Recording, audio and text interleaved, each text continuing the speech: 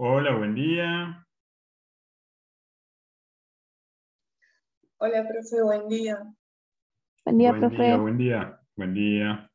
Buen día, profe. Buenos días.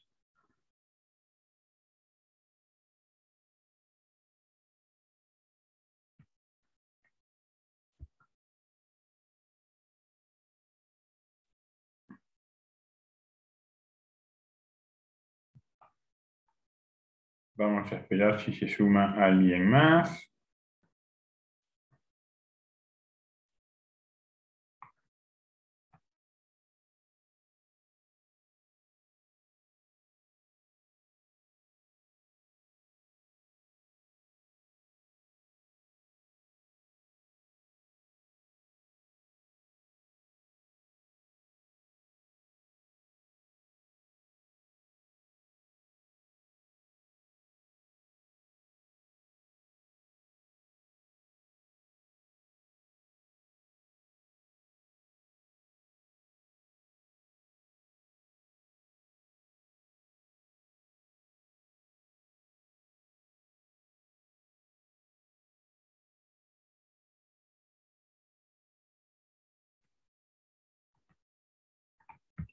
Bueno, somos 7, poquititos, poquititas. Igual vamos a alargar. Paso algunos avisos parroquiales. Me acabo de enterar que Romina fue mamá. Por eso no está presente hoy en esta clase, pero aprovecho para congratularme con ella y desearle mucha felicidad. Y bueno, vamos a empezar la clase. Yo voy a tratar de terminar con los contenidos de Durkheim, así nos damos la chance de poder meternos a analizar la interesante película Ciudad de Dios.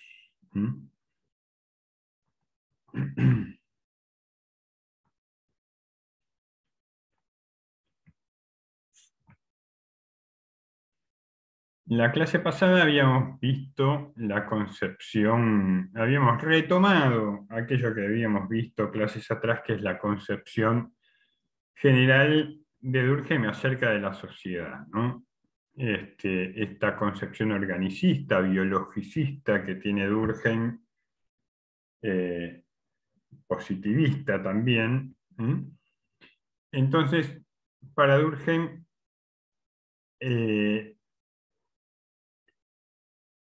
va a haber una línea difusa, pero una línea al fin, que es la que va a separar aquello que en una sociedad es normal y aquello que es patológico. Lo patológico, lo normal es la solidaridad, digamos, ¿no? Sobre todo la solidaridad orgánica en sociedades avanzadas como la sociedad capitalista, con una marcada división del trabajo social.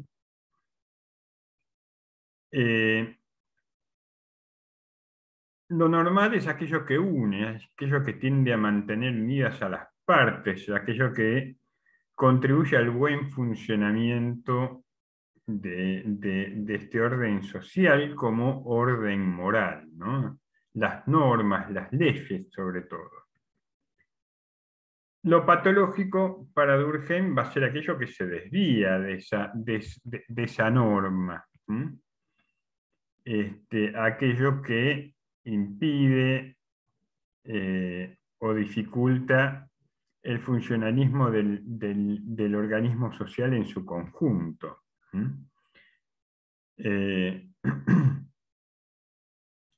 Por eso, Durkheim también va a describir a la anomia como uno de estos tipos medios que permiten distinguir lo patológico en la sociedad. La anomia, una sociedad anómica. Anomia quiere decir falta de reglas. Nomia es reglas.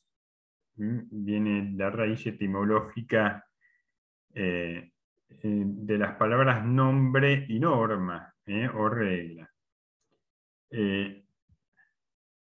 Anomia puede ser entendido también como aquello que no puede ser nombrado, ¿no? Aquello que las sociedades no pueden comprender de sí mismas. Pero Durkheim lo dice específicamente en la ausencia de normas, o cuando las normas están pero no se pueden hacer cumplir.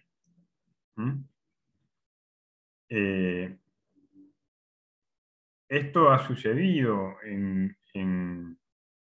muchas veces, ¿no? La autoridad del Estado en ciertos momentos de la historia entra en crisis. Se acaba ese consenso social que legitima a un gobierno, a un Estado, a una unidad política.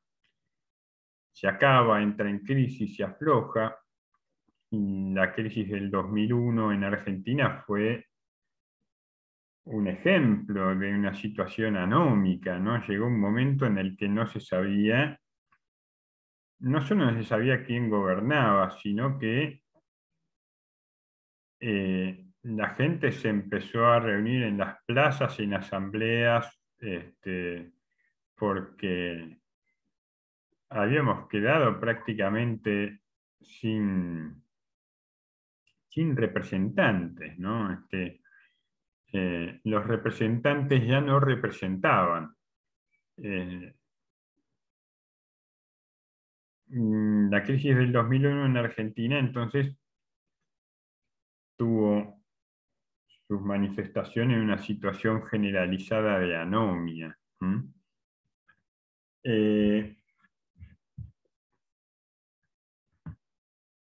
Durkheim decía que no es posible establecer si un hecho social es normal o patológico de manera general o abstracta, que debe ser considerado normal.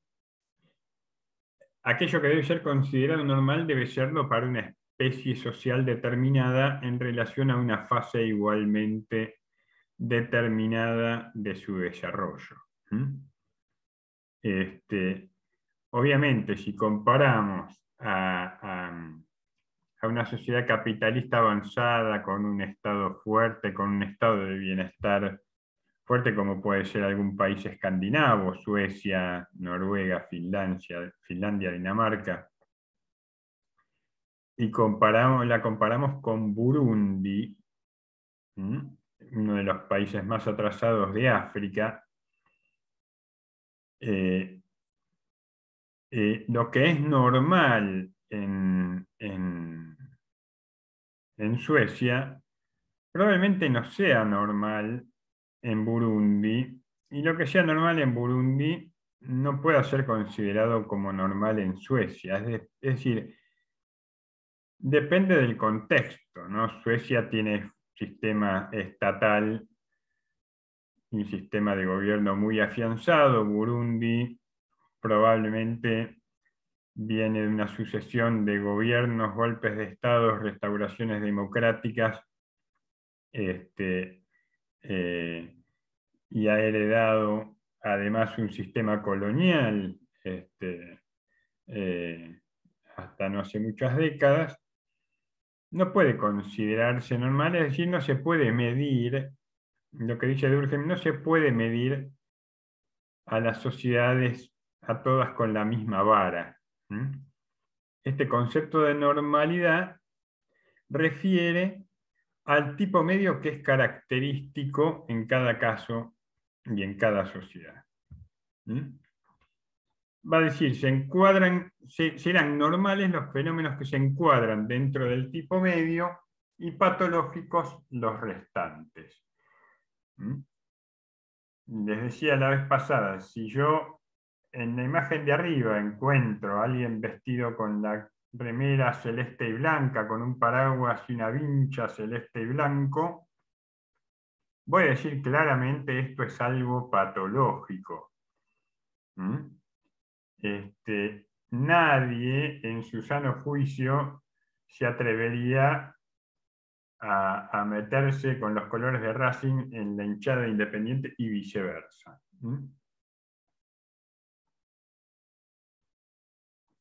Entonces, va a decir, los tipos sociales son especies y estas son un resumen de casos individuales con alguna característica frecuente.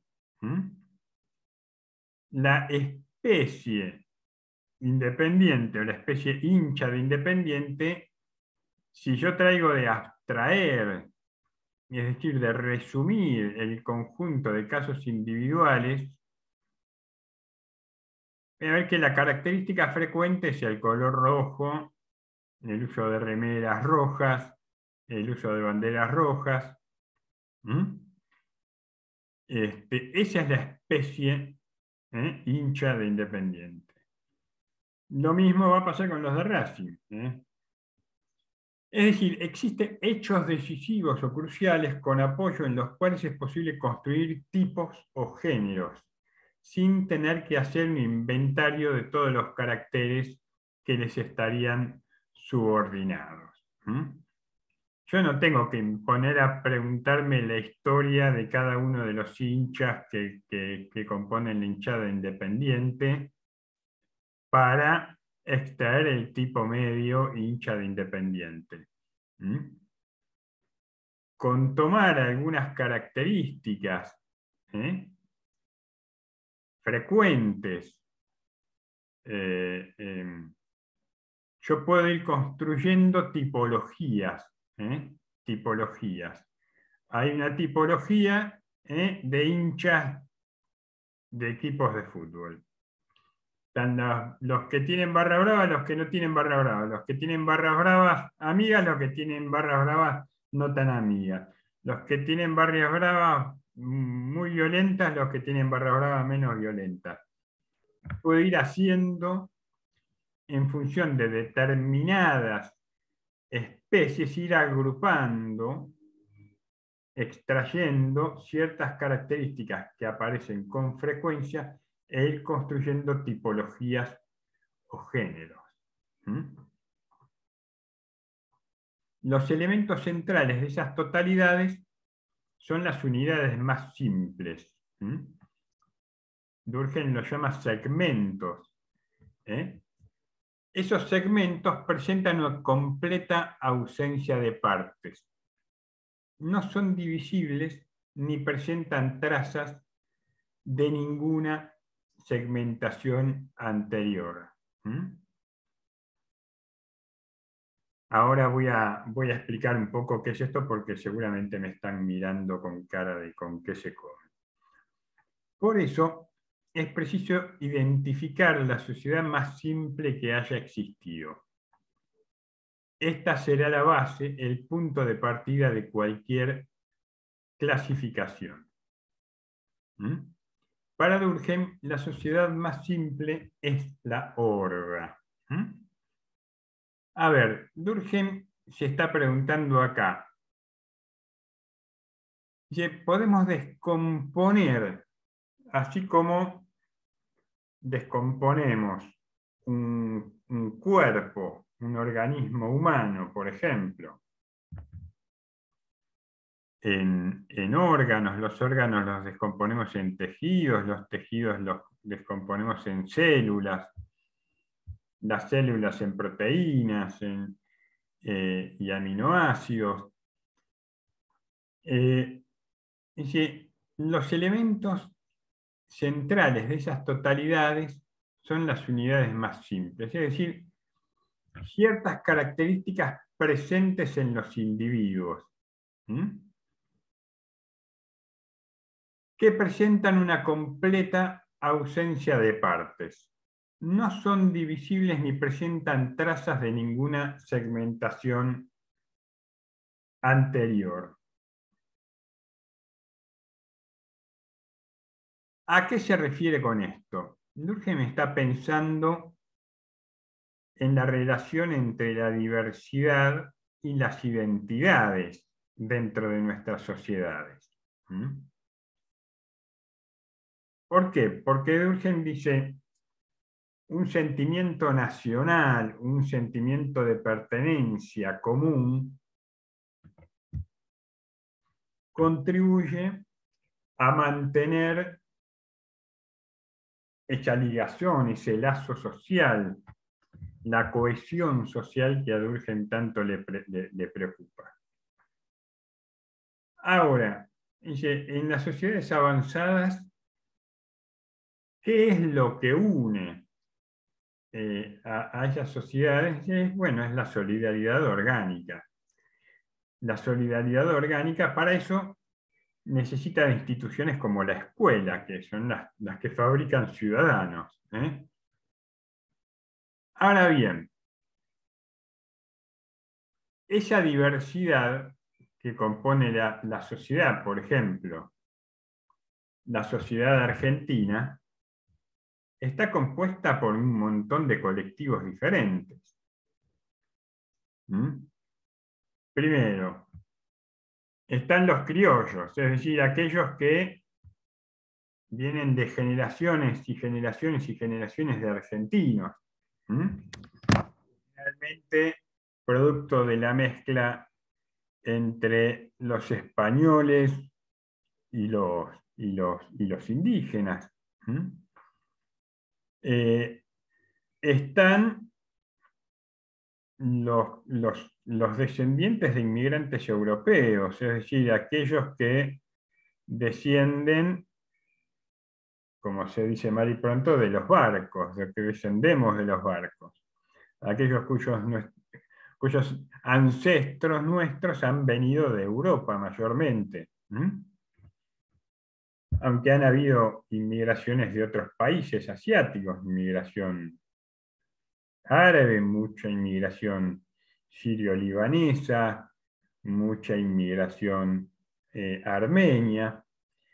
Decimos, ¿cómo se forma esto que nosotros llamamos argentino, ¿no? Es el tipo medio argentino. El tipo medio argentino lo podemos descomponer en segmentos, en unidades más elementales, y así sucesivamente, hasta encontrar una completa ausencia de partes.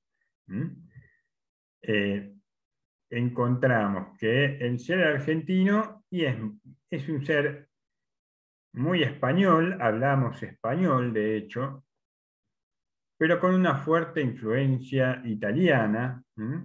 La inmigración italiana a fines del siglo XIX y durante buena parte del siglo XX ha sido determinante. Pero también tenemos cierta idiosincrasia que tiene que ver con los pueblos indígenas, con los descendientes de los esclavos africanos, con los descendientes europeos. Ciertas características culturales, costumbres. En Argentina celebramos la Navidad ingiriendo demasiadas calorías para el verano, porque heredamos esas costumbres de nuestros ancestros europeos, ¿no? En Europa Navidad es en invierno, entonces ingieren todos esos platos ultracalóricos, comen turrones, nueces, frutas secas,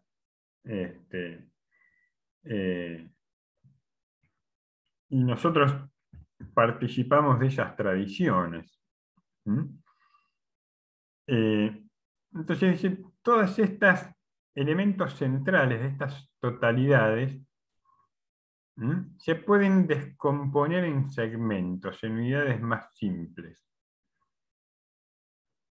No son divisibles ni presentan trazas de ninguna segmentación anterior. Son elementos puros que van componiendo diversas identidades que se van agrupando unas con otras. Que se van agrupando, se van uniendo unas con otras, así como los ladrillos de una pared. Pensemos no en una pared de ladrillos parejitos, pensemos más bien en esas paredes hechas con piedras irregulares, ¿no? Que ninguna piedra tiene la misma forma, y para que encajen unas con otras las rellenan con estuco, con cemento, con alguna argamasa que las mantenga unidas. Dice, por eso es preciso identificar la sociedad más simple que haya existido, aquella hacia cuyo interior prácticamente no había diferenciación, es decir, no había división del trabajo social prácticamente.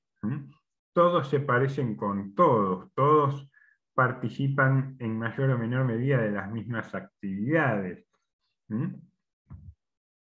La horda va a ser el punto de partida de cualquier clasificación.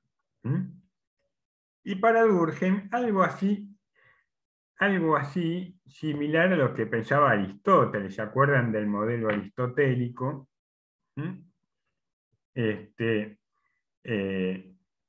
Para Aristóteles la unidad social más simple era la familia, y por agregación de familias se formaban los clanes, y por agregación de clanes las aldeas, por agregación de aldeas las ciudades, y así sucesivamente. Para Durkheim, la sociedad más simple es la horda. La horda. Entonces, las sociedades se van componiendo de agregados de segmentos. La horda, al no tener diferenciación hacia su interior, al no presentar una división del trabajo social, es una sociedad de segmento único. Es decir, no hay características que diferencien a los individuos dentro de una horda. La horda aparece como un todo homogéneo. La yuxtaposición de hordas que conservan sus rasgos constitutivos originales se denomina clan o tribu. El clan entonces va a pasar a ser una sociedad ya no de segmento único, sino una sociedad polisegmentaria simple, es decir, una sociedad compuesta por algunos pocos segmentos, que le van dando diferenciación hacia su interior. A su vez, el agregado de sociedades polisegmentarias simples da lugar a sociedades polisegmentarias simplemente compuestas. Es decir, sociedades polisegmentarias simples o simplemente compuestas son aquellas sociedades que están constituidas ya por otros elementos que las diferencian. ¿Qué sé yo? A ver, una sociedad polisegmentaria simple puede estar constituida por 3 clanes que se juntan en una ciudad, en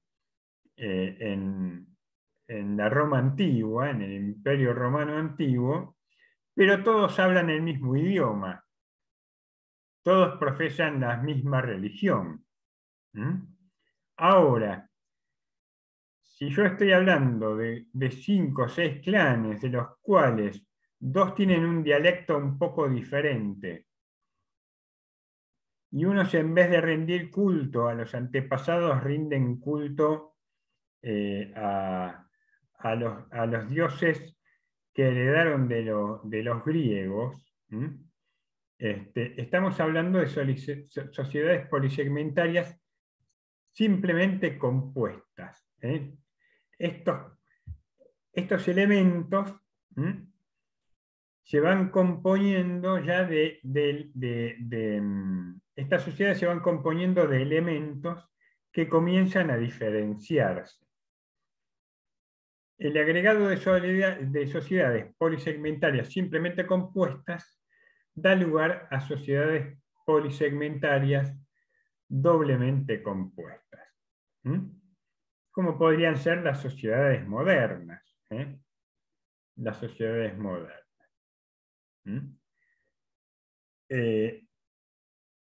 Son agregados de muchas sociedades polisegmentarias compuestas.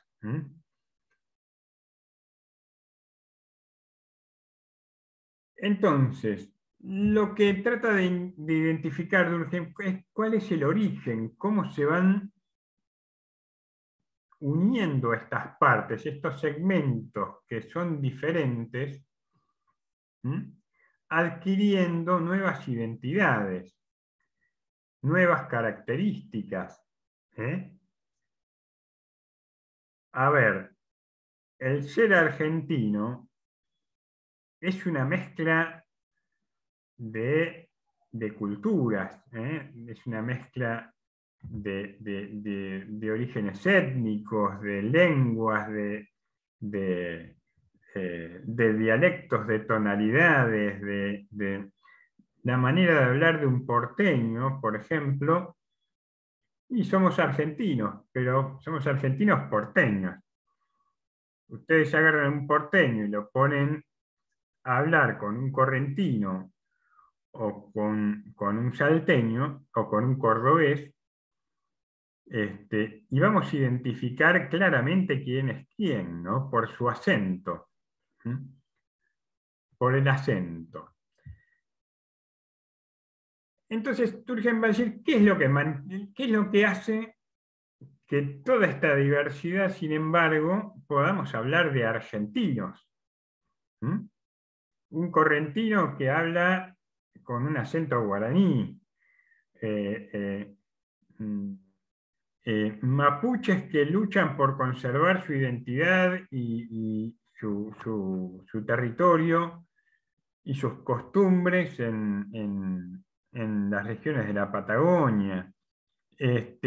Los colectivos LGTBQ+,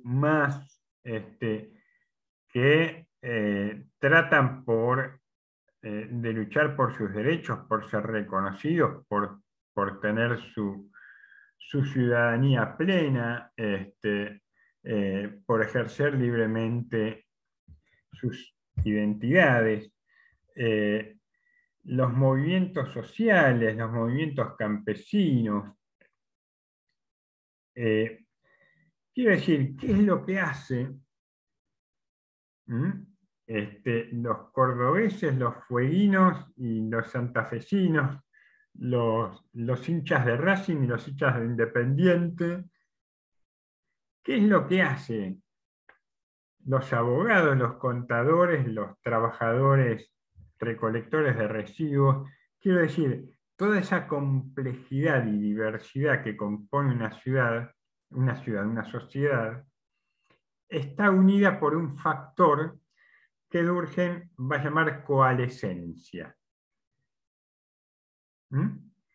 Coalescencia para Durkheim va a ser la capacidad de unirse o de compenetrarse de los distintos segmentos. Es la capacidad de unirse o de compenetrarse de los distintos segmentos que conforman una sociedad. La coalescencia diríamos que es el poder de cohesión que tiene una sociedad. Es decir, a veces decimos, ¿qué pega más, el poxirren o el poxipol? Es decir, bueno, el poxipol pega más, tiene más coalescencia, tiene más capacidad de unir a las partes.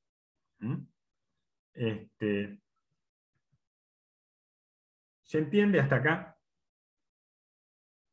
Sí, profe. Muy bien, entonces seguimos.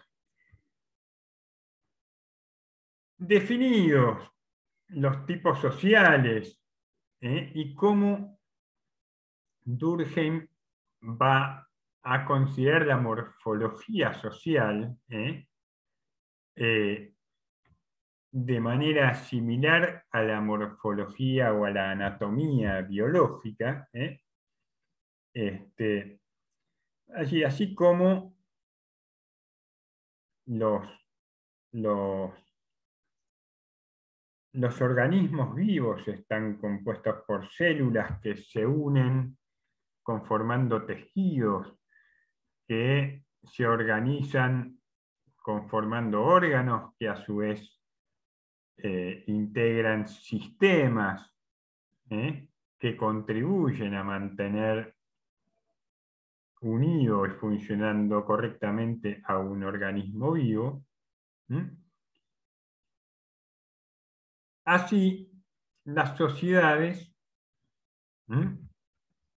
se van componiendo de segmentos. De segmentos. Esos segmentos parten de un segmento único, que es la horda ancestral, la horda primitiva, donde no hay diferenciación hacia su interior. Una célula, en general, la célula de un hígado es igual a cualquier otra célula de un hígado.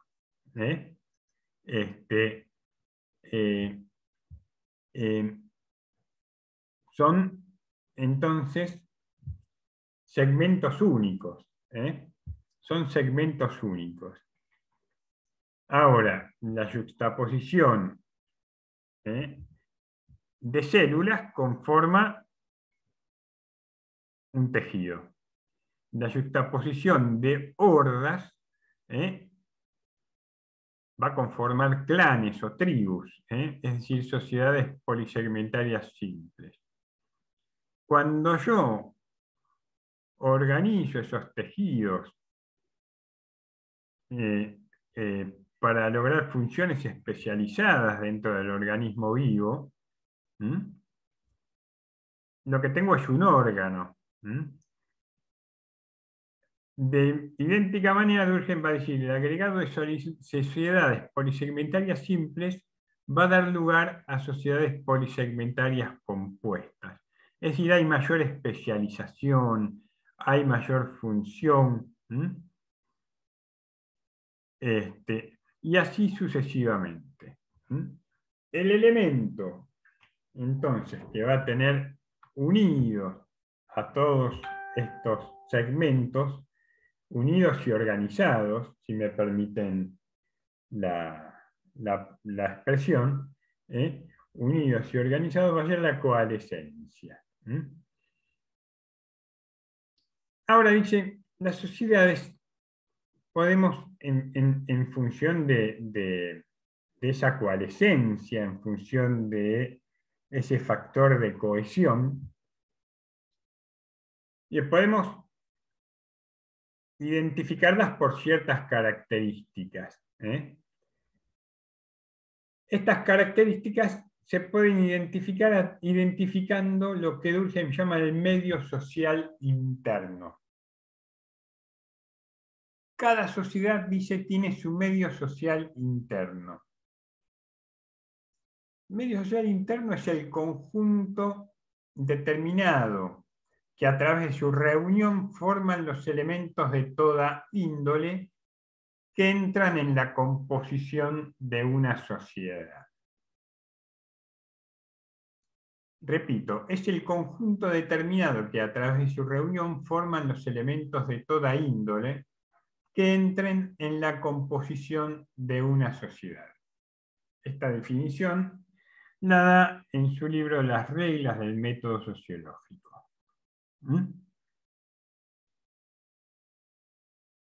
Es el conjunto determinado que a través de su reunión forman los elementos de toda índole que entren en la composición de una sociedad. Es decir, el medio social va a estar formado por cosas, objetos materiales y sociales y personas.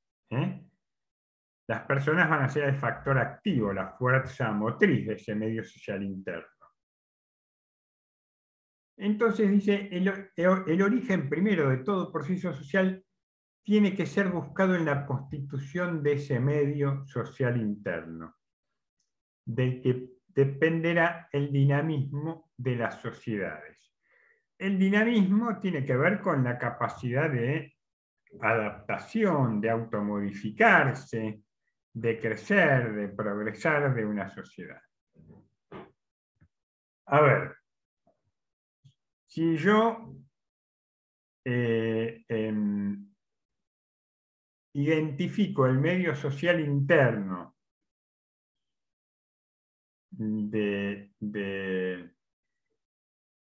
por ejemplo, de de una ciudad o de un país, por ejemplo, Afganistán. Traten de ubicar Afganistán ahí, eh, en, en el Oriente Árabe, un poco arriba de Pakistán, otro poco abajo y a la derecha de Irán. ¿Eh?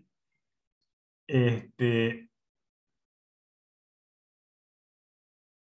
Vamos a ver qué hay en la sociedad afgana. ¿Mm? Podríamos decir que es una sociedad con un medio social interno poco dinámico, es decir, poco propenso al cambio. ¿Mm?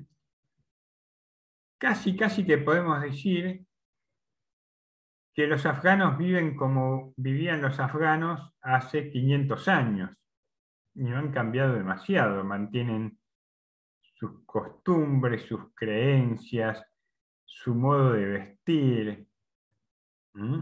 este, su modo de ser, los elementos que producen, su producción económica, son elementos que no han cambiado prácticamente con el tiempo. ¿Eh? Un afgano prácticamente puede ser identificado con otro afgano en cuanto a sus características socioculturales. Ahora vayamos a una ciudad como Toronto. Una ciudad como Toronto, que está en el sur de Canadá, prácticamente en la frontera con Estados Unidos, una ciudad muy moderna. La ciudad de Toronto debe ser una de las ciudades más diversas del mundo. Yo tuve la experiencia de conocer Toronto hace algunos años, en ocasión de haber ido a un congreso, y uno a veces tiene la sensación de estar en la India, porque ve multitudes de hindúes con sus turbantes y sus barbas y sus túnicas. A veces tiene la idea de estar en Shanghái porque de repente se encuentra con un montón de gente de orígenes asiáticos, chinos, coreanos. A veces ves también una proporción de población africana, no solo descendientes de esclavos, sino migrantes de países africanos, población latina, eh, em, obviamente población caucásica de origen europeo. ¿Mm? Llama la atención porque es mucho más diversa incluso de lo que puede ser la ciudad de Buenos Aires, que ya de por sí es muy diversa con todas sus colectividades, ¿no? Eh, y uno dice, ¿cómo es que funcionan toda esa diversidad sin entrar en conflicto, este, sin, eh, eh, sin tener roces, ¿no?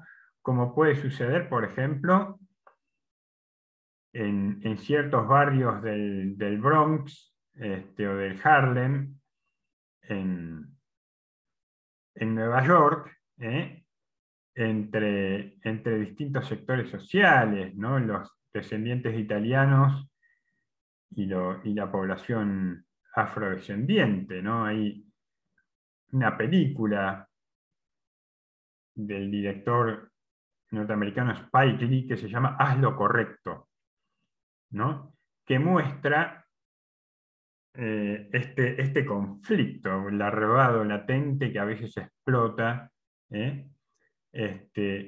Todos los problemas raciales, por ejemplo, que hay en Estados Unidos, el Black Matter entre ellos, tienen raíz en esto, ¿no? En lo conflictivo que a veces puede ser mantener lo difícil que puede ser mantener la coalescencia, la cohesión entre estos segmentos o distintos segmentos que componen una sociedad.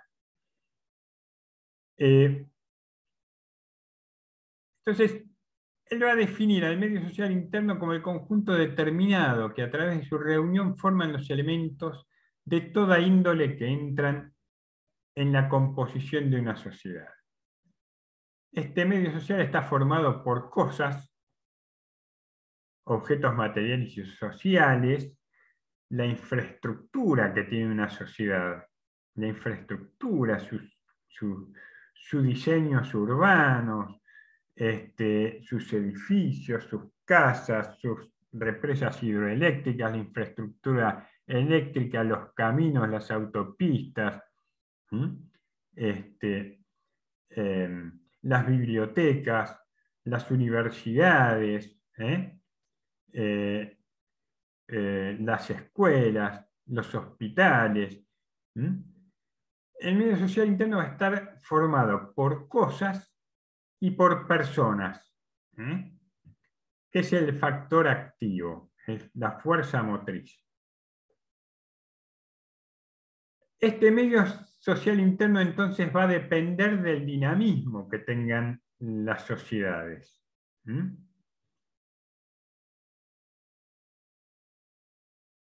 De su densidad dinámica y de su densidad material. Durkheim va a definir a la densidad dinámica como ese grado de estrechamiento en el que se encuentran las unidades que componen la sociedad.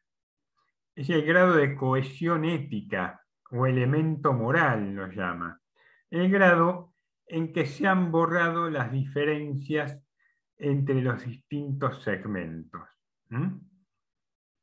¿Cuándo dejamos de ser, por ejemplo, en Argentina, el tano, el turco, el ruso, para identificarnos por otras cosas?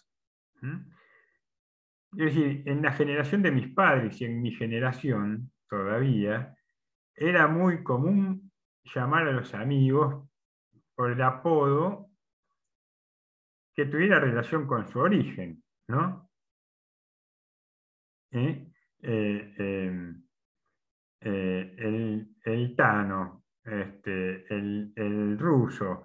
Ruso acá además se les decían, no tanto a los rusos, sino a todos los judíos que venían de Europa Central, ¿no? El polaco. Esa costumbre ya ha pasado a mejor vida prácticamente.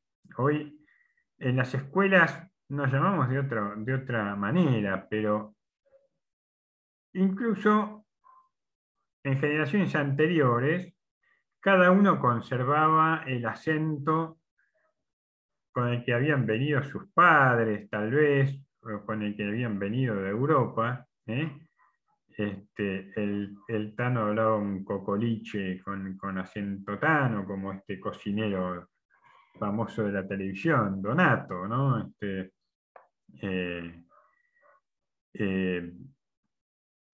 Todavía hay otros que conservan. Si ustedes van a algún barcito de la calle, de la Avenida de Mayo o del centro porteño, esos bares originalmente eran bares fundados por gallegos, ¿no? Todavía puede haber algún bar que esté atendido por su dueño gallego y uno lo identifica claramente por el acento, ¿no? Bien. Pero llega un momento, en algunas sociedades, no en todas, que esas diferencias entre los distintos segmentos se van borrando o van perdiendo significación. Van perdiendo significación. En algunas sociedades.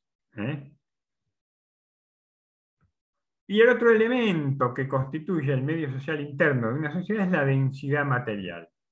Tiene que ver con la demografía, con la infraestructura, y puede operar en general como un buen indicador de la densidad dinámica de una sociedad.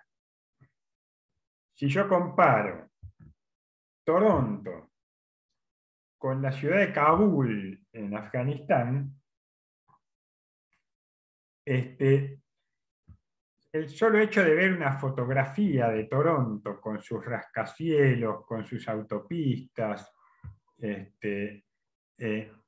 y ver la ciudad de Kabul con sus edificios bajos, precarios, con poca infraestructura, yo ya puedo deducir que una ciudad, o que la sociedad canadiense tiene una mayor densidad dinámica que la sociedad afgana. Con solo ver una imagen, un pantallazo de la gente que circula por las calles y avenidas de Toronto y tener un pantallazo de la gente que circula por las calles de Kabul, yo puedo deducir que la densidad dinámica y material, el medio social interno de los canadienses es mucho más dinámico que el de los afganos. ¿Se entiende por dónde va el pensamiento de Durkheim? Entonces, la coalescencia es la que va a explicar de alguna manera esta idea de medio social interno. Tienen mayor densidad dinámica, mayor densidad material, un medio social interno más consolidado, más cohesionado, aquellas sociedades que tienen una alta coalescencia, que logran una alta coalescencia. Entonces, el medio social interno va a contener las relaciones causales que explican el desenvolvimiento, el desarrollo de una sociedad. Hay sociedades más dinámicas y sociedades medios dinámicas en función del medio social interno que tienen. En este contexto, la pregunta es cómo cambian las sociedades, ¿no? Porque si el proceso es que las sociedades vayan estableciendo coalescencias para que esos elementos, por lo menos en las características más importantes, adquieran cierto grado de homogeneidad, ¿cómo se produce el cambio? Es decir, cómo una sociedad progresa, cómo una sociedad como la canadiense ha podido evolucionar en 200 años de tener una población relativamente homogénea. A ver, población indígena por un lado y población de origen europeo, principalmente de origen británico y francés. Y justamente por esto, porque los canadienses han sabido, desde sus primeros años, combinar estos elementos más simples que componen sus sociedades, estos idiomas. Incluso Canadá es un país bilingüe. Canadá habla inglés y habla francés. Hay ciudades francófonas y ciudades anglófonas, ¿no?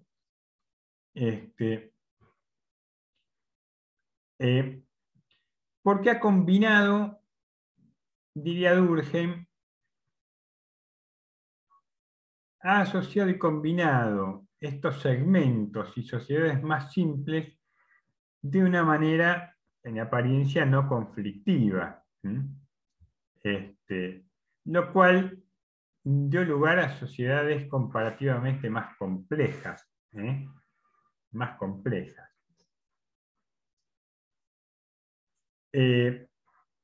Entonces, esta combinación de segmentos puede producir resultados muy interesantes, muy dinámicos. Pero también Durkheim tiene una concepción evolucionista del cambio social.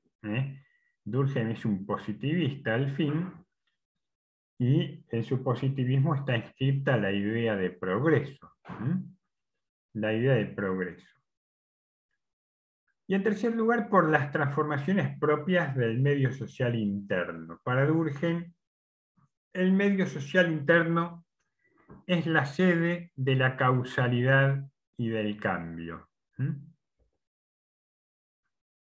A ver, ¿por qué Argentina? En América Latina es el país que tiene el sistema científico-tecnológico más desarrollado, incluso aún después de haber perdido en los sucesivos gobiernos neoliberales mucho terreno la ciencia y tecnología. Y porque en algún momento, a fines del siglo XIX, principios del siglo XX, a los gobernantes en Argentina se les ocurrió traer a científicos, traer a maestros, traer a Sarmiento se le ocurrió traer maestras norteamericanas para inaugurar la escuela normal en Argentina.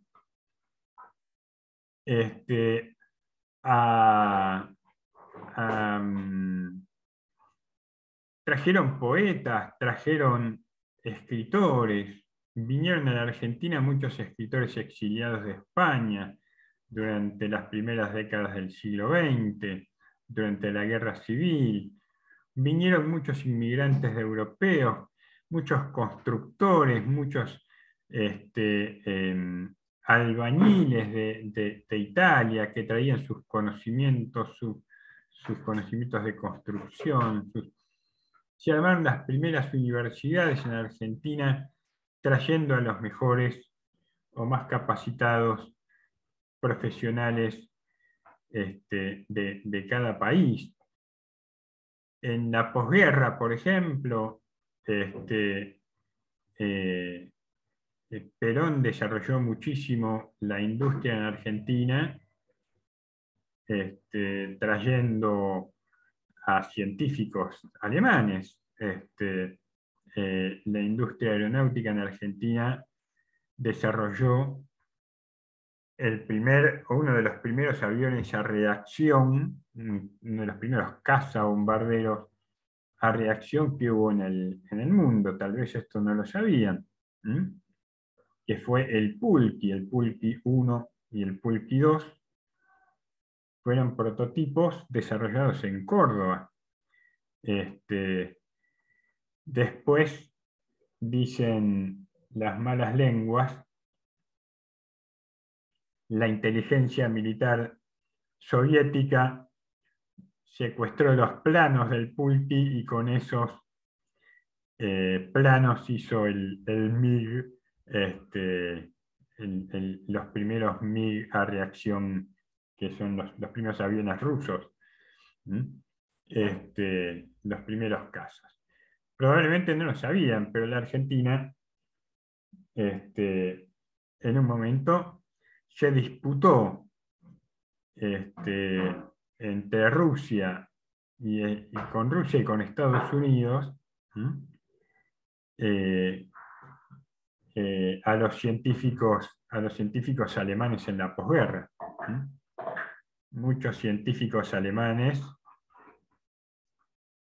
fueron a Estados Unidos.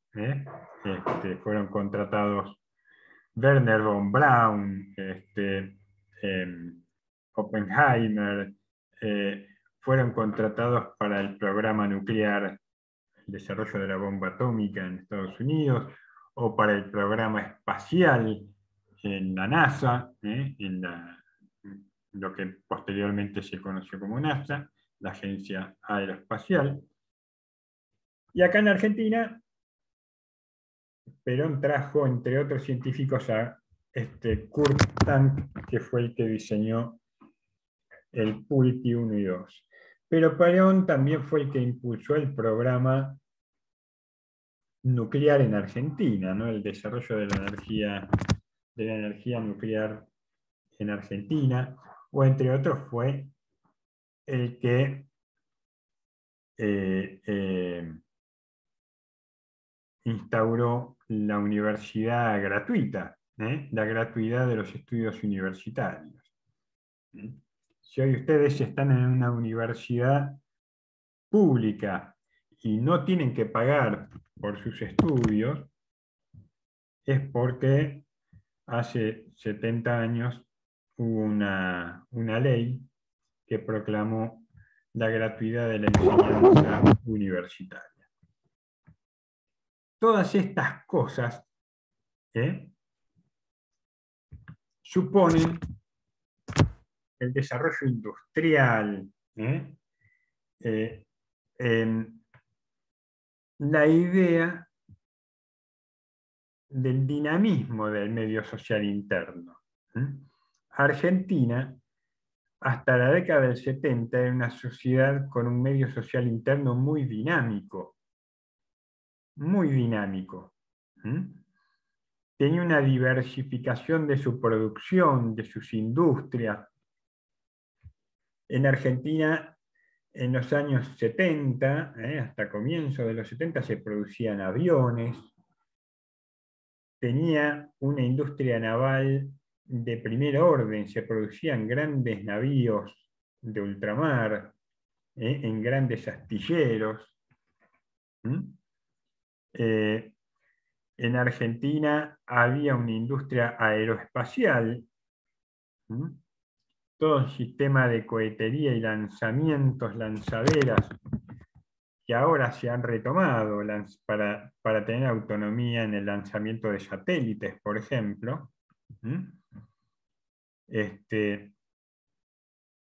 Había alcanzado en Argentina un gran desarrollo en la industria automovilística. Argentina tenía automóviles de diseño propio, y muy buenos automóviles.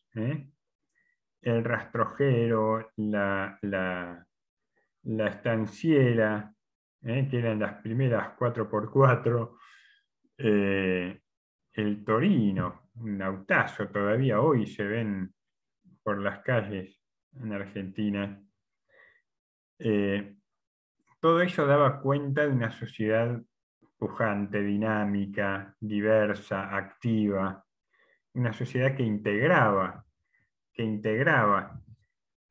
porque todo esto no es gratuito. Hacia fines de los 50 se alcanza hacia fines de los 70, se alcanza, a mediados de los 70, quiero decir, se alcanza el mayor nivel de distribución de la riqueza en Argentina, mejor dicho, de distribución del ingreso. El ingreso en Argentina se dividía lo que llamaba 50-50, mitad y mitad.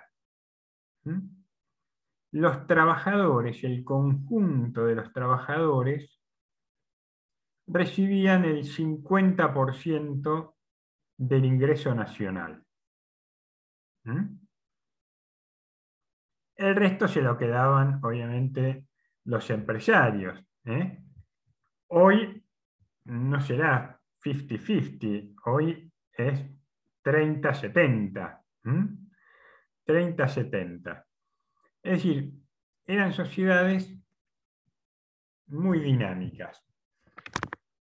La Argentina, a partir de ese momento, entró a perder coalescencia. Ese factor que le daba densidad dinámica. ¿Por qué? ¿Qué pasó? ¿Alguien sabe qué pasó en ese momento, a mediados de los 70, que hizo que Argentina perdiera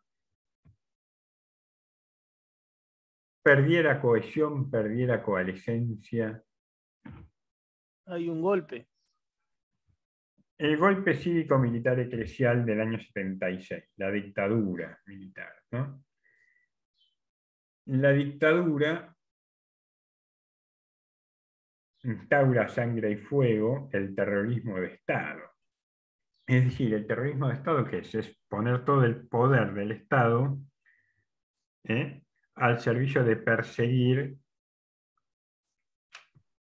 y eliminar, infundir terror en la población para eliminar la oposición política en este caso, ¿no?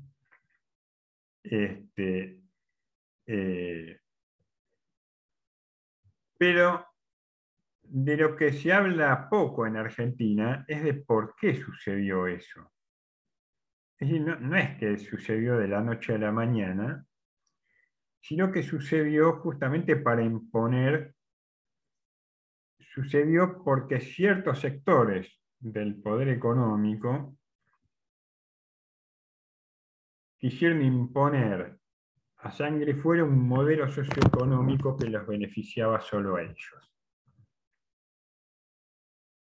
Es decir, insertar a la Argentina en el sistema económico mundial como un mero proveedor de materias primas.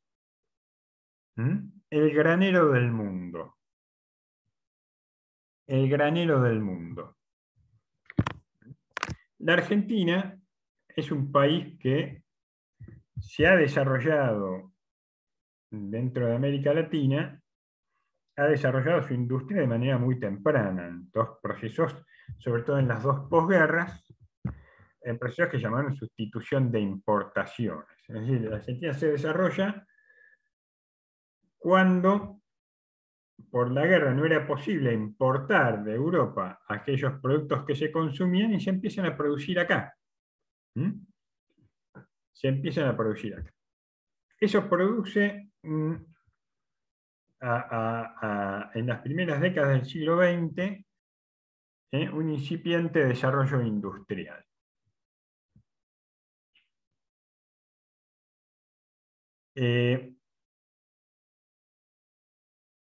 ¿Qué requiere la industria para desarrollarse? Dólares. ¿Por qué? Porque si yo quiero instalar mi industria, en general tengo que comprar maquinaria pesada. Esa maquinaria la tengo que importar. Para importarla tengo que conseguir dólares. ¿Cómo consigue los dólares un país? Exportando.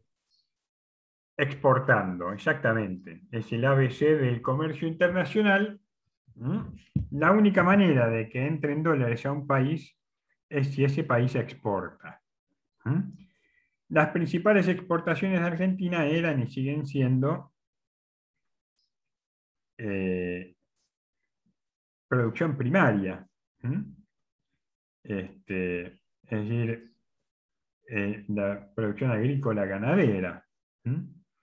Y en menor medida el extractivismo, la minería, el petróleo, entre otras cosas.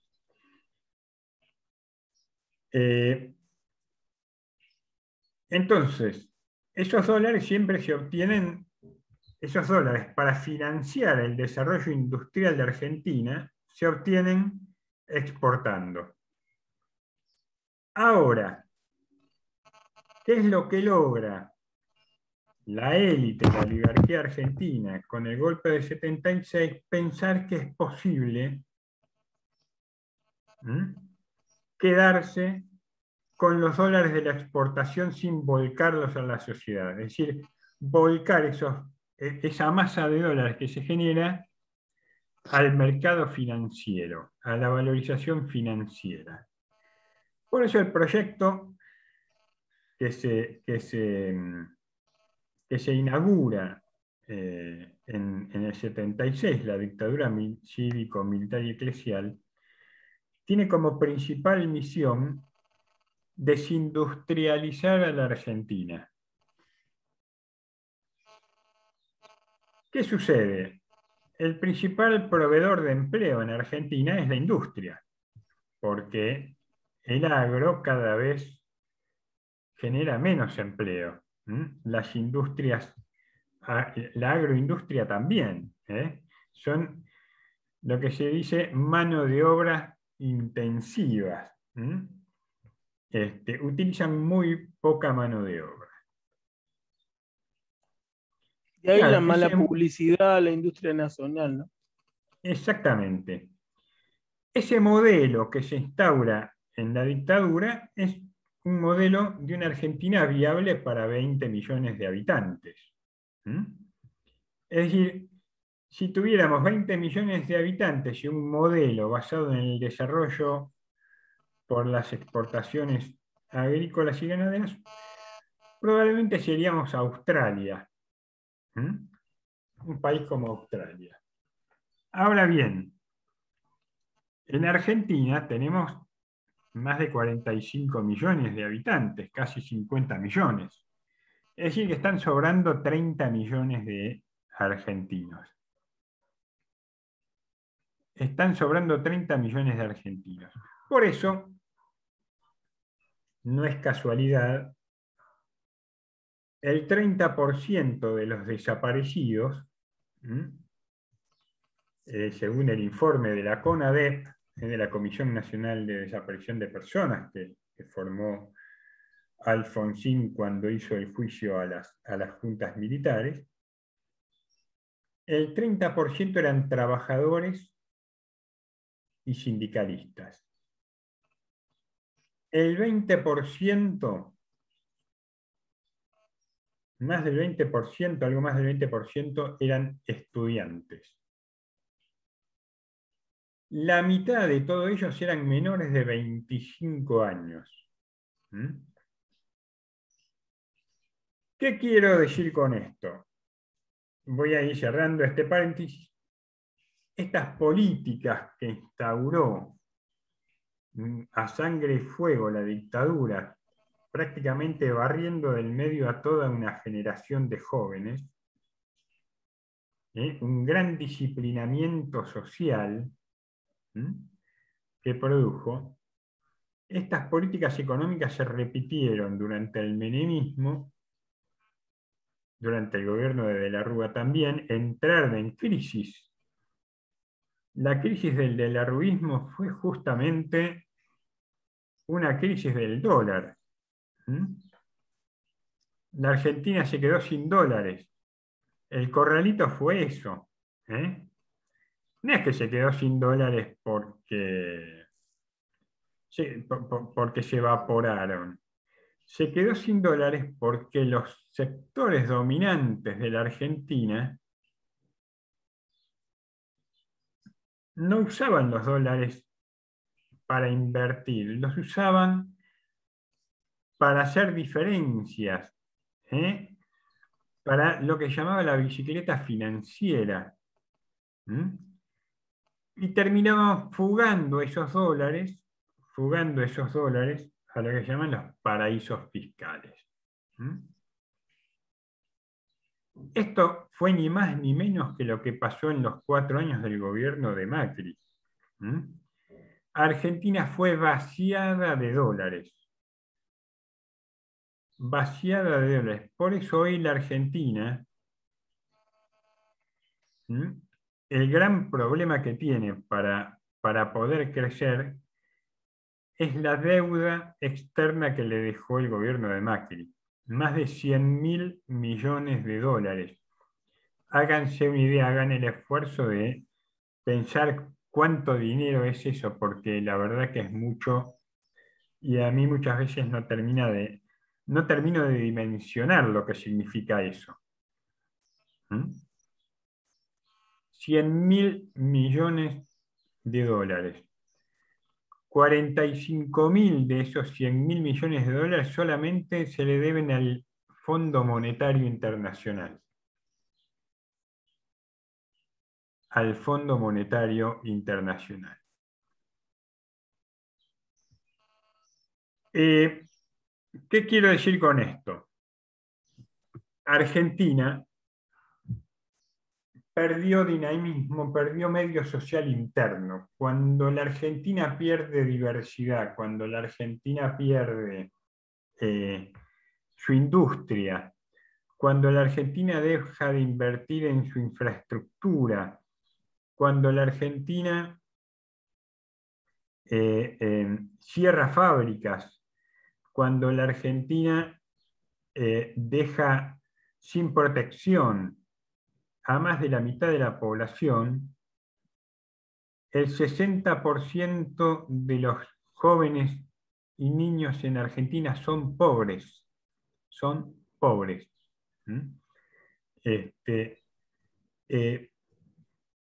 Lo que se pierde es ese dinamismo interno, ese medio social interno. Las sociedades se vuelven regresivas. Esto para explicar esta idea de medio social interno con un ejemplo basado en nuestra historia reciente, ¿no? La Argentina va perdiendo coalescencia, va perdiendo identidad. Se introduce la llamada grieta. Se introduce la llamada grieta.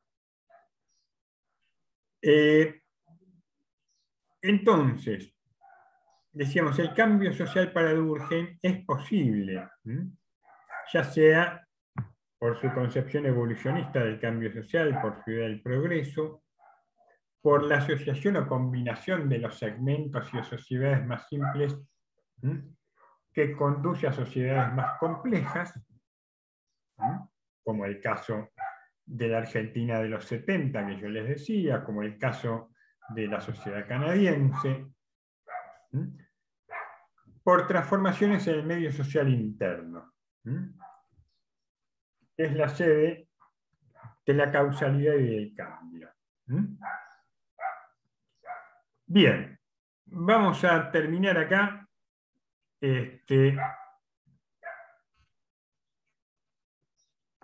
Y vamos a ver, están los compañeros que tienen que presentarnos la película. Sí, Sí, acá profe. estamos. Bien. Consulta, ¿Quién tiene la voz de mando? una última cosa. Quería saber acerca de los primeros parciales, si los pudo corregir. Candelaria, están corregidos desde hace un mes. Ah, sí. Ok, listo. Y acerca del segundo parcial, usted lo va a mandar a fines de noviembre, ¿no? Había dicho. Sí, probablemente les estén pasando las consignas el viernes que viene. Van a tener tiempo para hacerlo tranquilos. Habilito para que puedan compartir la pantalla. Ya está. Así que cuando quieran.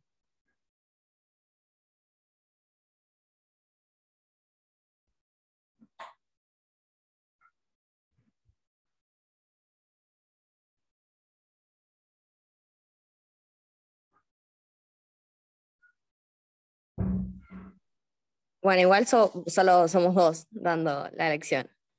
Vamos.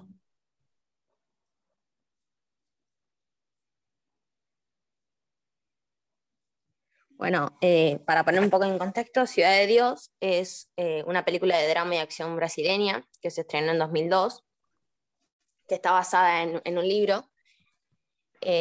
Fue varias veces nominada al Oscar. Esto es una película que... ¿Se escucha bien? Sí, se escucha perfecto. Es una película verídica que narra la historia de cómo es la vida en las favelas. A ver, sí, ahí está. En este caso, una favela de Brasil llamada Ciudad de Dios, que se van contando la vida de varios personajes. La película tiene un narrador protagonista que cuenta toda la película desde su perspectiva, ya en el momento de su infancia. Para los que no saben, Ciudad de Dios realmente es una favela de Brasil que se construyó en los años 60. Luego varias familias se tuvieron que trasladar allí por una cuestión de incendios e inundaciones. El narrador cuenta... Voy a interrumpir brevemente. Dale. En los años 60 y 70 se producen procesos migratorios internos muy fuertes en Brasil. Hay un proceso de desertificación en el nordeste brasileño, que obliga a muchas familias que se quedan sin nada, a migrar fundamentalmente a Río de Janeiro y a San Pablo. Entre estas familias migrantes estaba la familia de quien fue presidente de Brasil, Lula. Lula tiene que emigrar a la ciudad de San Pablo porque su madre ya no tiene cómo sostener, mantener a sus hijos. Hay una película muy linda sobre la vida de Lula que narra todo este proceso de migración. Pero estas villas, estas favelas en Río de Janeiro y San Pablo se formaron fundamentalmente por estos procesos de catástrofes naturales, pero además catástrofes económicas, ¿no? Gente que caía en la pobreza y en la indigencia iban a buscar mejores perspectivas para sobrevivir a las ciudades. Claro, sí, es eso. Según el narrador, como usted decía, las familias llegaron con... No, es la otra diapositiva todavía. Llegaron con la esperanza de un paraíso, pero la realidad era completamente otra, ya que los lugares no cumplían con las condiciones básicas de vivencia, no había luz, no había agua, tampoco había calles. Bueno, pero el número de habitantes seguía aumentando. Al gobierno esto no le interesaba, no querían terminarla por una cuestión de que estaba alejada de las ciudades turísticas de Brasil. 2 décadas después, en los años 80, el crimen, los habitantes siguieron aumentando y con él el crimen organizado, especialmente el tráfico de drogas, lo que convirtió en una de las ciudades más peligrosas de Río. La película tiene varios personajes, cuenta la vida de varias personas o momentos, pero los principales son estos 3, más que nada. Rocket, que es el que narra la película, que creció en medio de la violencia, como varios de los nenes de las favelas, que era hermano de uno de los principales bandidos en su momento. Él solo sueña con ser fotógrafo y poder salir de las favelas. Después está ese pequeño, que al principio se llamaba Radiño, que era un huérfano de Ciudad de Dios, que ya desde muy chiquito se juntaba con los ladrones y robaba con ellos. Ya desde ese momento se ve que él tiene una violencia incontrolable, ya que empieza a matar, a robar, a drogarse, y su deseo o su sueño era ser uno de los más grandes narcos o los dueños de la Ciudad de Dios. Y ya de adulto se transforma en ese pequeño y empieza a intentar ser el dueño, empieza a matar para conseguirlo, lo consigue y se convierte en el narco y el más peligroso de la favela. Después está Bene, que es el mejor amigo de ese pequeño y la mano derecha, que es el responsable de alguna manera de controlar la ira que tiene su amigo y de mantener la paz en la región, porque había 2 bandas de narcos que siempre se peleaban, y él era conocido como el hombre más bueno de la Ciudad de Dios. Después está Era muy Zanahoria, querido, sí. sí. Después está Zanahoria, que es un traficante que pudo sobrevivir al dominio de ese pequeño, aunque es menos violento que su rival, hará todo lo posible para mantener su dominio y expandirse. También usa la tragedia ajena a su beneficio. Después está Mané Gallina, que es un habitante normal de la ciudad, es un trabajador que mantiene una vida honesta, hasta que ese pequeño viola a la mujer y él decide vengarse, y entre esa venganza se termina convirtiendo en un asesino. Bueno, Ciudad de Dios es una película que no solo muestra la imagen de agresión y violencia y el crimen organizado en la favela, sino que también denuncia varios problemas sociales, como es la pobreza, la falta de recursos, la falta de opciones, de oportunidades. Se muestra como un mundo de violencia constante, es un círculo de muerte, se decía que era casi imposible de escapar. Se muestra como también la falta de infancias, que todo comienza con niños, claramente, que no frecuentan escuelas, no tienen familias que le importen, que conviven diariamente con la violencia hasta el punto de normalizarla y se vuelven parte de ella. Y ven como al crimen, a la droga, como una forma de salir y sobrevivir ahí.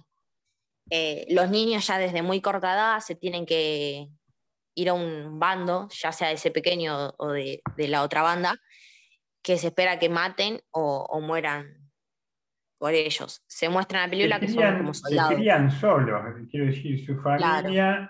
su familia son como diríamos acá, la ranchada, ¿no? Hay escenas muy conmovedoras, muy crueles al respecto, ¿no? Sí. Pero que muestran la precariedad en la que crecen estos niños, ¿no? Sí, como que tienen que robar para comer, roban comida más que nada, algunos de los nenes. O después que los padres trabajan y ellos también tienen que empezar a trabajar, ya desde muy chiquitos. También se da a entender que nacer en la ciudad de Dios es una condena a morir ahí, y muchos de los que mueren en la película son nenes, ya que dicen que es imposible irse de ahí por una falta también de recursos, de que no ven otra salida o tampoco conocen otra salida. Esto también explica un poco lo que es la frase principal de la película, de que en Ciudad de Dios, si huyes te pillan y si te quedas te comen. Claro. Después, como dice Durkheim, la moralidad ya está relacionada con la estructura social del pueblo, y los códigos morales ya se van internalizando desde la infancia. Y en la película se muestra que, bueno, aparte que no tienen mucha moral, la moral es de una sociedad narco, de ser un traficante, de ser un violento. Los niños ya empiezan a entender esa moral, empiezan a crecer y entienden como que es necesario ser los grandes bandidos de las ciudades, y ya no se consideran niños por todo lo que hacen. Bueno, esa es una escena que representa un poco esto, que le dicen a un niño que no se junte con las personas narcos de la favela, sino que vaya a estudiar, y él, bueno, va a contestar, si la querés poner, Cami.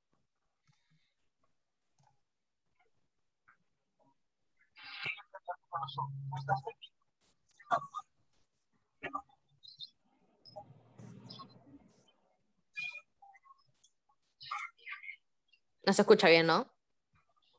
No se está escuchando bien. ¿Saben por qué? Porque cuando tienen que poner para compartir y elegir la ventana que quieren compartir, en el ángulo, cuando les da, ¿vieron un cuadro para elegir la ventanita que quieren compartir? Abajo de toda la izquierda dicen compartir audio. Tienen que marcar el casillero ese cuando comparten la pantalla. Entonces, compartir audio. Si querés dejar de compartir, volvé a compartir y fíjate de marcar esa casillita en el Zoom. Dale.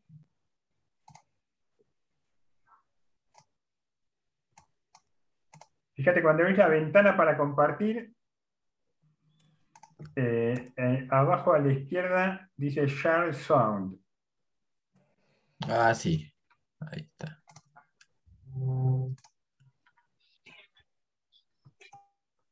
Estás muerto. Te propongo una sociedad. Que seas mi compadre, mi socio, mi hermano. Sí. El negocio de las drogas no es para mí, amigo. Estoy en esto porque es algo personal con él. Hey, Mare. No tienen moral. Ninguno vale nada. Ese pequeño les pide lo que sea, y lo hacen para ganar poder. Aquí está el chico. Todos son esclavos, como este aquí. ¿Qué tienes en la cabeza, chico? ¿No ves que estás haciendo una idiotez con tu vida? ¿No lo ves? Andas con ese loco para arriba y para abajo con un montón de tipos armados. ¿Estás loco, pequeño? Solo eres un niño. ¿Qué niño? Fumo, aspiro, ya maté, ya robé, ya soy un hombre. ¡Vaya, qué hombre! ¡Te creo! Ese chico ya está...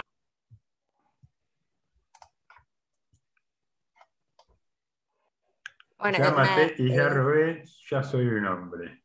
claro. Esa es lo que conocen los chicos y es lo que aspiran. Ujú. Bueno, toda conducta moral ya se adapta a las reglas establecidas y la regla establecida ahí es justamente eso. Ujú. Y al no existir un sistema educativo, que también es lo que va a denunciar la película, no cumple con la función que dice Durkheim de convertir a los niños en seres sociales útiles y ir poniendo límites para que crezcan y empiecen a ser alguien de alguna manera. Algunas escenas también lo denuncian, como son que los adolescentes, por ejemplo, no van al colegio para ir a la playa y fumar marihuana. O al final de la película se muestra un grupo de nenes que matan a ese pequeño en un momento de debilidad. Y van haciendo una lista negra de todas las personas que tienen que matar para ser dueños de la favela, pero ninguno sabía leer ni escribir. O sea, es un poco esto, que no hay un sistema educativo y ellos siguen esa moral. Bueno, la moral empieza a existir desde que el individuo se integra a la sociedad, se siente identificado con ella y es consciente de lo que significa esa moral. Esto se puede ver en una escena de la película, que un chico de clase media acomodada que se empieza a drogar, se vuelve adicto y empieza a ir a las favelas. Hasta que se hace amigo uno de los de SDN, del hombre más bueno de Ciudad de Dios. Y bueno, se queda en la favela con ellos y participa también de lo que son los crímenes, pero también él acepta todo lo que eso significa y se queda ahí, pero también está del otro lado de que hay personas que no aceptan lo que significa esa moral, de que no, o esa falta de moral más que nada, y deciden irse, como es el caso del protagonista, que quiere trabajar y poder irse, que es uno de los únicos que quiere trabajar más que nada. O también se da en el caso de Bene y la novia, que quieren irse de la ciudad al campo y ser hippies, dice la película, pero no pueden porque a él lo terminan matando. Y esto también nos lleva un poco más a lo que es el principio de la película, de la frase de que si huyes te pillan y si te quedas te matan. O sea, no hay una escapatoria de esa ciudad. También dentro de la sociedad se encuentra uno de los suicidios que dice Durkheim, del suicidio anómico.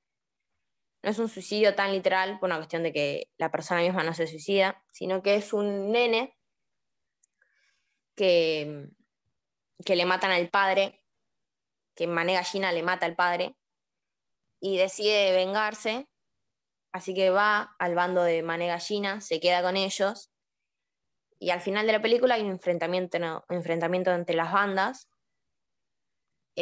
A él le terminan disparando al nene y termina muerto, pero antes de morir le dispara a Mané Gallina para vengar a su padre. Aunque claramente no es un suicidio directo, lo que habla acá es que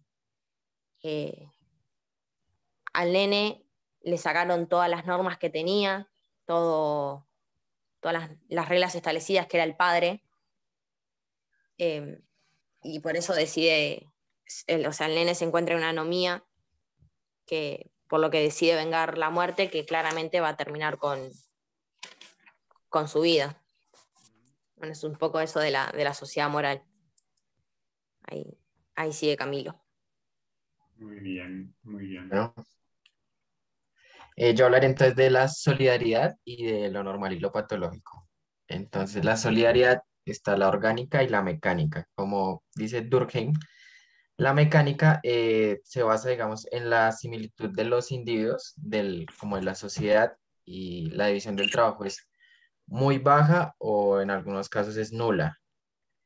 Entonces las personas tienen los mismos roles. En la película, digamos que lo pudimos ver, lo pudimos observar, cómo los habitantes de la favela creen como, también obviamente las creencias, como que siguen una misma creencia, y esa creencia en la favela es como que tienen que crecer para ser narcotraficantes o para ser ladrones o para matar, y no, digamos, tienen como el sueño de poder estudiar, de conseguir un trabajo, conseguir otras cosas, sino que su meta es poder ser el bandido más buscado de Río de Janeiro para, para tener poder, el poder que, digamos, también se hablaba en la escena. Eh, digamos que otra de de la mecánica, perdón, de la solidaridad mecánica, es que todos son pues personas de bajos recursos los que viven en la favela, precisamente porque no hay escuelas, no hay buenos trabajos, sino que todos como que están en la misma escala jerárquica, eh, y son trabajadores, digamos, del día a día, luchando por sobrevivir en la ciudad de Dios. En cuanto a la solidaridad orgánica, ya los individuos, digamos, que tienen diferentes pensamientos, la cohesión social se produce por la visión del trabajo y ya existe un nivel como de interdependencia. En la película, ahí yo lo noté, digamos, donde Rocket, que es el personaje principal, como que él nunca tuvo como ese sueño de ser ladrón o de ser narcotraficante, eh, porque él descubrió como la cámara y la fotografía y él siempre quiso ser fotógrafo. Entonces él trabajó, consiguió dinero, se compró la cámara, pero digamos que no conseguía un trabajo, no pudo tener un trabajo de fotógrafo, hasta que él un día llegó a un lugar de revistas y bueno, ahí le consiguieron un trabajo, pero era como, tenía que tomar fotos y ir a que las Claro, revelaran y él pues dependiendo. tenía como vivía en la favela, el valor que él tiene, nadie se atreve a entrar en la favela. Quiero decir, el, el periódico que lo contrata tenía que publicar noticias sobre las guerras del narcotráfico, pero necesitaba a alguien que viviera dentro de la villa para obtener información y para tener las fotografías. Entonces lo contratan a Rocket para que saque fotos de manera más o menos clandestina. Es el que le saca fotos, el que da a conocer el rostro de ese pequeño, ¿no? Ese pequeño, en su delirio de grandeza, ve a Rocket como aquel que lo puede llevar a la fama también. Es decir, él puede salir en los diarios, su imagen puede salir en los diarios gracias a Rocket, ¿no? Entonces, Rocket queda ahí como en el medio. Esa imagen que ilustra la portada del afiche es que Rocket queda en el medio de esos dos mundos, ¿no? Entre la policía y los narcotraficantes. Está ahí, rodeado. Esa escena al principio cuando él va persiguiendo la gallina, cuando van persiguiendo a la gallina y él tiene la mala suerte de cruzarse con la gallina en el momento más inoportuno, y queda prácticamente bajo los dos fuegos, ¿no? Eso es una gran metáfora de la sociedad brasileña, de la sociedad carioca, ¿no? De esta convivencia de sociedades a dos tiempos, ¿no? O sociedades a dos velocidades. ¿Mm? La Sí, bueno, favela, la favela, Ciudad de Dios,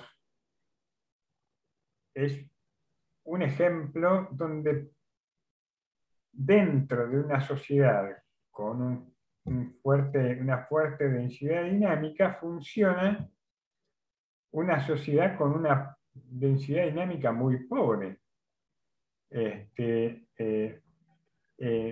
En esa densidad muy pobre lo que tiende a primar es la solidaridad mecánica, como muy bien decías, ¿no?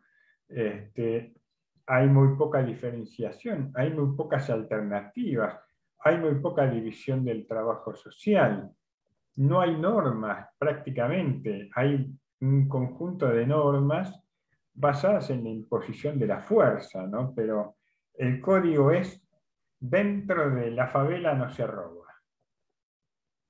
Y esa es prácticamente la única norma que rige en la favela, ¿no? La policía no puede entrar a la favela, y, y los que están dentro de la favela prácticamente no pueden salir, ¿no? claro, sí, justamente iba a eso, como que, digamos, Rocket y digamos, la revista Hice Pequeño dependían de Rocket para resaltar, digamos. Y Rocket, pues dependía obviamente de ser pequeño para, digamos, obtener un nombre o ser como reconocido dentro del periódico para el que él trabajó. Entonces, como que esa es la interdependencia. También la visión del trabajo se muestra en la película en una escena donde muestran cómo funciona todo el narcotráfico en la favela, cómo desde Ah, pequeños se incursionan en esto haciendo pequeños deliveries y les pagan bien por eso y ya después empiezan es a traficar con droga, a vender. Luego hay otros que son los que están pendientes si llega la policía, otros que tienen armas y están, eh, pues por si hay algún problema. Entonces como que ya se muestra toda esa visión de cómo desde el más pequeño hasta el más grande tiene ya como un rol establecido dentro de del narcotráfico en la favela. muy bien. Y por último, bueno, lo normal y lo patológico. Entonces, pues lo normal son esos hechos sociales que es lo que debe ser, digámoslo así. Y los patológicos es todo lo contrario, digamos, a lo normal, lo que debe ser, pero no es. Obviamente, para que se considere normal, tiene que ser algo que se dé muy frecuente y se repita varias veces.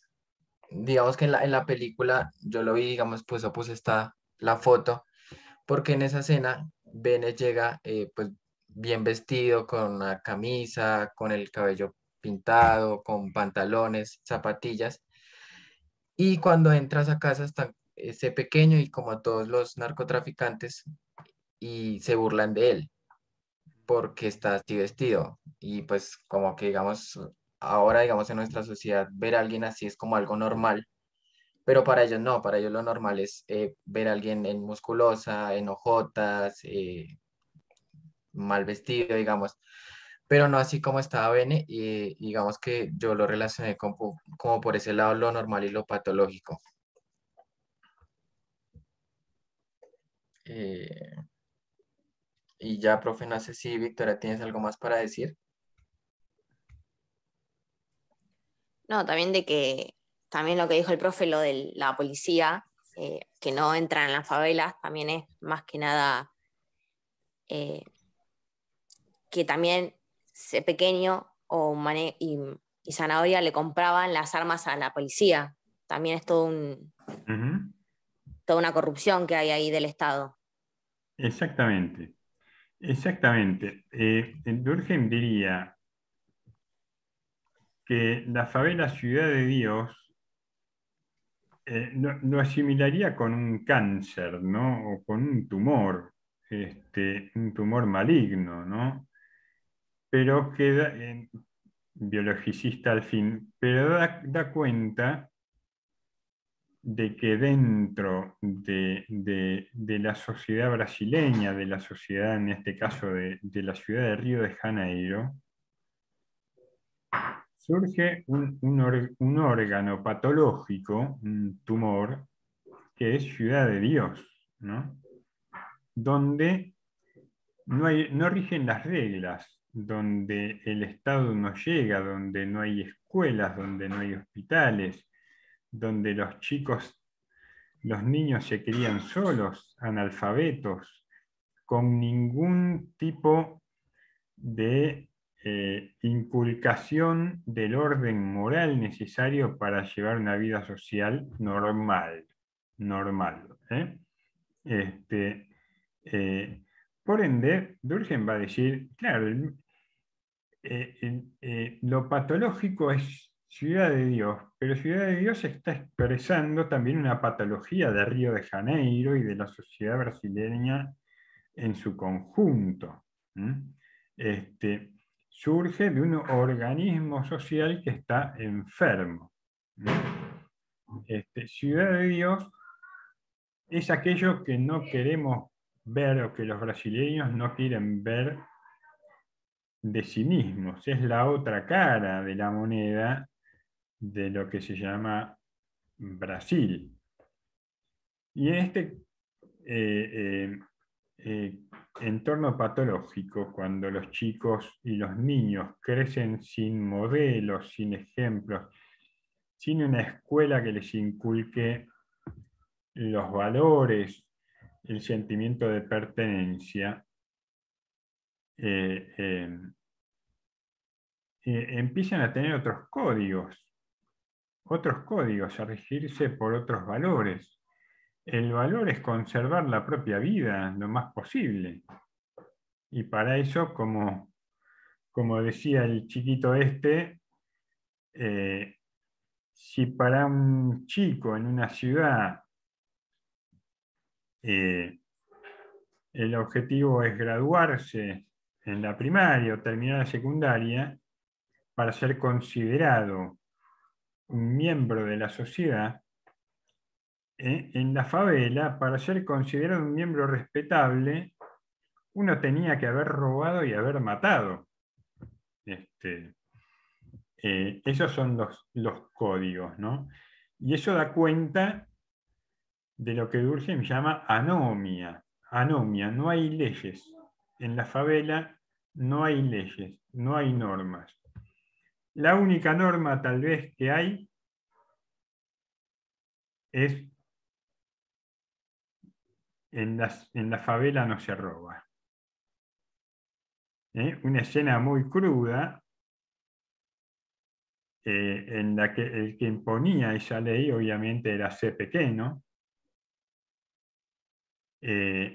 Los pibitos chiquitos de 8 o 10 años se habían vuelto muy insoportables y estaban armados y empezaron a robar en la propia favela. Los vecinos de la favela se van a quejar a C. Pequeno. C. Pequeno los junta a los pibes y se da una escena muy conmovedora porque C. Pequeno sostiene que tiene que poner un castigo ejemplar. ¿Cuál es el castigo ejemplar? Mata a uno y le dispara a otro. Le da el revólver a un nene de 8 años para que mate al amigo, lo obliga al nene de 8 años a matar al amigo que es el que había robado en la favela, ¿no? A ver, esa escena es desgarradora, pero además es como muy paradigmática, porque da cuenta de que no hay ley, no hay jueces, no hay un sistema jurídico, no hay un orden moral capaz de aplicar sanciones, ¿no? Esto es Ciudad de Dios, digamos, ¿no? Ciudad de Dios podríamos definirla como la pesadilla de Durkheim, Así como Brasil, la película que van a tener que comentar la semana que viene, va a ser La pesadilla de Max Weber. Ciudad de Dios es la pesadilla de Durkheim.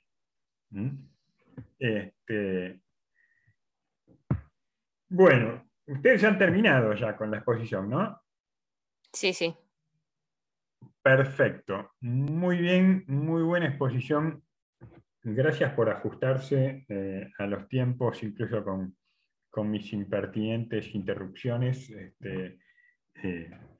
Hemos terminado a tiempo. Hay mucha tela para cortar todavía de esta película en relación a Durkheim.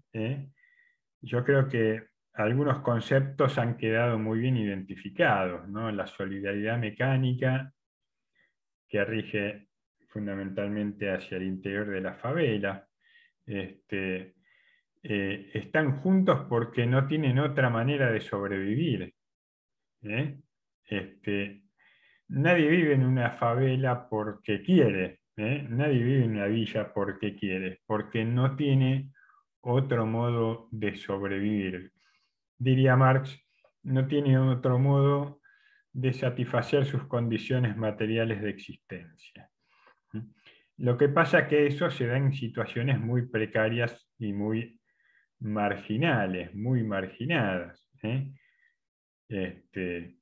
Y en general es la contracara de otra ciudad. Ciudad de Dios es la contracara de Río de Janeiro, es el anverso de la moneda de Río de Janeiro, una ciudad pujante, una ciudad moderna, una ciudad rica, una ciudad hermosa además, que podríamos decir con una alta densidad dinámica, si no fuera que tiene en todos los cerros que la rodean a infinidad de favelas con decenas de miles de habitantes pobres. Por supuesto que además en Ciudad de Dios y en las favelas no todos son narcotraficantes, no todos son bandidos, pero sí todos viven en una situación extremadamente precaria, marginada y marginante. Bueno, preguntas, comentarios, consultas. ¿Qué cosas les impactó de esta película? ¿Qué les llamó la atención? ¿La habían visto? ¿No la habían visto? ¿Habían escuchado de hablar de la película?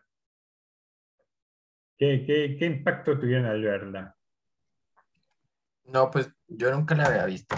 Y pues, no sé, o sea, lo impactante es como los niños, sobre todo a mí me impactó mucho, como los niños, como desde pequeños se empiezan a ser bandidos o a matar, Ajá. a drogarse. O sea, es algo que ahora uno dice, o sea, es muy Yo les extraño, o sea, quiero, casi no se ve. les quiero contar un breve diálogo antes de terminar. Tenemos 3 minutitos. Les quiero mostrar, a ver si lo encuentro. Hay una escena en la primera mitad de la película, cuando todavía Ciudad de Dios era un barrio de viviendas populares, no había crecido tanto. Estaba la primera generación, es decir, el hermano mayor de Rocket, Alicate, Marreco, que hay una redada después de que ellos atracan el albergue transitorio. Hay una redada, los busca la policía y ellos se meten en el monte. Y se trepan un árbol y se quedan ahí escondidos durante varias horas en la noche, en la oscuridad, mientras los busca la policía. Y ellos en esa noche arriba del árbol tienen un diálogo, ¿no? Alicate dice, he tenido una visión, Marreco. Y Marreco le dice, ¿te fumaste un porro? Le dice. Y le dice, no, le dice, vos trabajaste, ¿no? Le dice Alicate a Marreco. Marreco le dice, sí, Marreco había trabajado, el padre de Marreco era pescador y lo había ayudado al padre en su bote de pesca. Entonces Alicate le pregunta, ¿cómo es trabajar? ¿Cómo es trabajar? ¿De qué habla la gente? No, para ellos el mundo del trabajo es un mundo absolutamente extraño. Absolutamente extraño. Es un mundo... ¿Cómo es trabajar? Se preguntan un chico, ¿no? Marreco le dice, yo trabajé con mi padre. Y ya sabes cómo son los padres, dicen boludeces. Alicate le dice, ¿sabes qué, Marreco? A ver, Alicate y Marreco estaban a punto de caer en manos de la policía, se habían pegado el cagazo de sus vidas. Y Alicate le dice, ¿sabes qué, Marreco? Voy a dejar esto. No quiero morir. Esta vida criminal no es para mí. Se baja del árbol y se dirige al caserío. Marreco le dice, espera, espera, la policía sigue por ahí. Alicate lo mira y dice, que se jodan. Voy a volver a la iglesia. Voy a volver a la iglesia. Ese voy a volver a la iglesia es significativo porque la única institución en general que está en las villas, y él se refiere más que nada a las iglesias evangélicas, ¿no? Es la iglesia, el único elemento que tienen de cohesión social y de incorporar alguna especie de orden moral es la iglesia. Es la iglesia. Durkheim dice, en el mundo moderno el sistema educativo reemplaza a la iglesia. El sistema educativo reemplaza esa función que tenía la iglesia como generadora de coalescencia, de cohesión social. Y voy a volver a la iglesia es un modo también de decir, no puedo vivir más en un mundo en el que no hay normas, ¿no? Algún tipo de normas tengo que dejar entrar en mi vida y tengo que respetar, porque las normas hacen que nos podamos reconocer el uno con el otro. Si no hay normas, es el lobo hombre, el hombre es el lobo del hombre, como decía Thomas Hobbes, ¿no? Entonces la importancia que tiene la ausencia del sistema educativo en la ciudad de Dios, que también es el lugar donde penetran las iglesias para cooptar fieles, ¿no? Bueno, con esto termino. Solo quiero decirles una cosa. El visionado de las películas no es solo tarea para los equipos. Todos tienen que ver las 3 películas. En las preguntas del parcial van a haber preguntas, es decir, para los que tuvieron que presentar Ciudad de Dios, van a haber preguntas sobre Brasil o sobre Germinal. Para los que vieron Germinal va a haber preguntas sobre Ciudad de Dios o sobre Brasil. Es decir, tienen que ver, los 3 tienen que ver las 3 películas, tienen para repasar las clases que quedaron grabadas, las presentaciones que van subiendo. Los que presentaron la clase pasada la película Germinal, por favor, súbanla al espacio, al muro que hay para subir las presentaciones. Lo mismo con la de hoy. Van a ver que en las clases los fragmentos de videos de películas aparecen cortados en las grabaciones del Zoom. Esto es porque YouTube detecta que esas películas tienen derecho de autor y me las censura. Así que, pero en las presentaciones que cuelguen ustedes van a estar disponibles porque están en otro servidor que no es alcanzado por YouTube. Bueno, ahora sí, que tengan un muy buen fin de semana. Hasta luego, profe. Viene, profe. Chao, Chao. profe, Nos igualmente. estamos viendo. Chao, profe, hasta luego. Adiós.